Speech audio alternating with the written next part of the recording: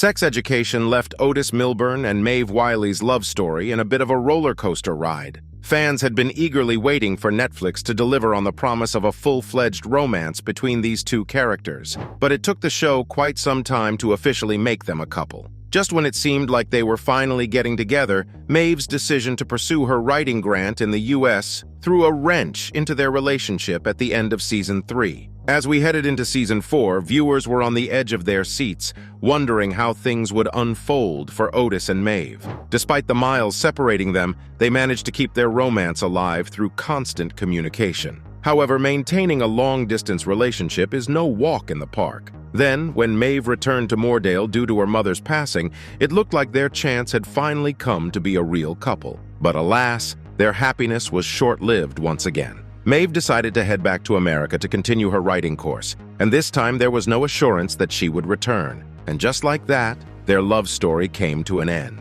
It's been quite an emotional journey for fans of the show. The creators waited too long to pair them up. I totally get how Sex Education fans, especially those who've been shipping Maeve and Otis since day one, felt a bit let down by how their love story unfolded. But here's the thing. The ups and downs of their relationship were all tied to how Netflix decided to tell their tale. In the beginning, back in Season 1, they kicked things off with a bang. Otis and Maeve teamed up to run that secret sex therapy gig, and their chemistry was undeniable. It was a slow burn, with their friendship gradually turning into something more. Ending Season 1 without them officially getting together was actually a smart move.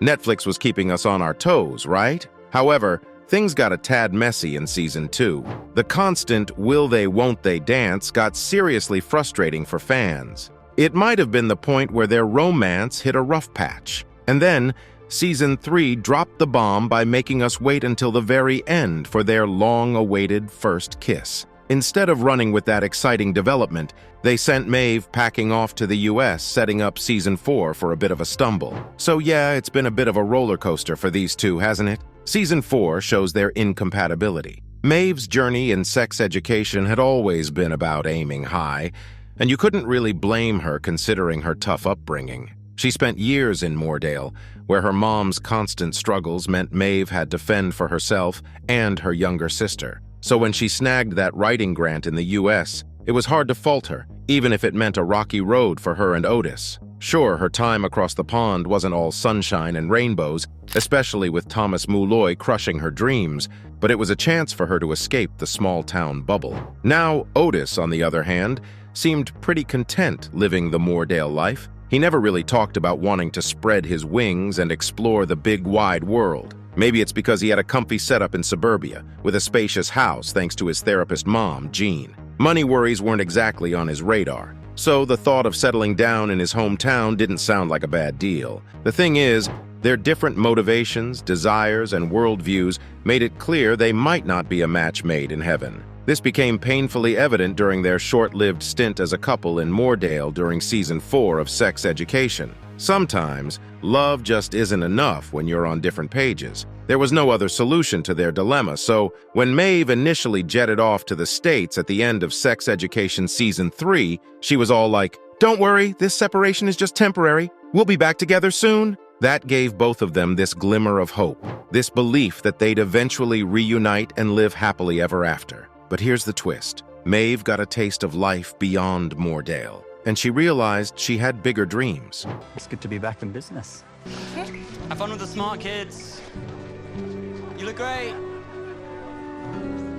Otis, on the flip side, knew he wasn't quite on the same page. He understood Maeve's grand ambitions, and when she brought up the idea of giving long distance another shot, he had a moment of clarity. He knew deep down that trying to keep her tied to Moordale would be holding her back from her dreams. So, they made the tough call to end it. Honestly, there wasn't a more sustainable solution to their Season 4 dilemma. Otis hit the nail on the head, attempting another long-distance thing, knowing the struggles they faced the first time around would have been pointless.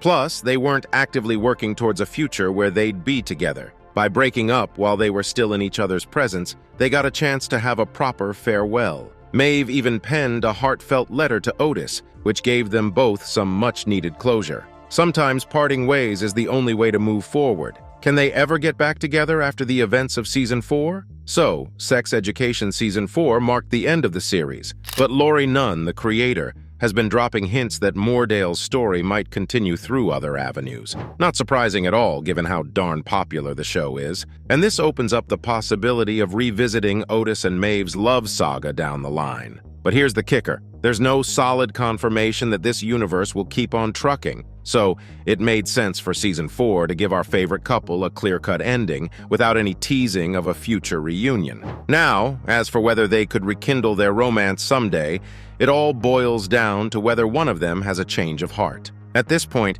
it's kind of hard to picture them riding off into the sunset together, even if Maeve decides to stick around Moordale. They're just so different, which was painfully evident in their Season 4 stint together. It's a bit baffling, right? These two who were supposed to be a match made in heaven seem to struggle with communication. And yeah, given Maeve's tough spot, you'd think Otis would be a bit more clued in on how to support his girlfriend through her grief. But hey, who knows what the future holds? The show matured with Otis and Maeve, so Sex Education Season 4 had its usual share of random gags. From hilarious Lord of the Rings impersonations to those surreal moments that remind you of the underrated show Lost Spookies. But here's the cool part. It also had these moments of real depth. Now, in a lesser series, that mix of humor and somberness could feel totally off, but Sex Education pulls it off like a pro. Some of those heart-to-heart chats between characters are so damn well written and acted that they hit you like a truck even amidst all the silliness. Seriously, there's this monologue by Emma Mackey towards the end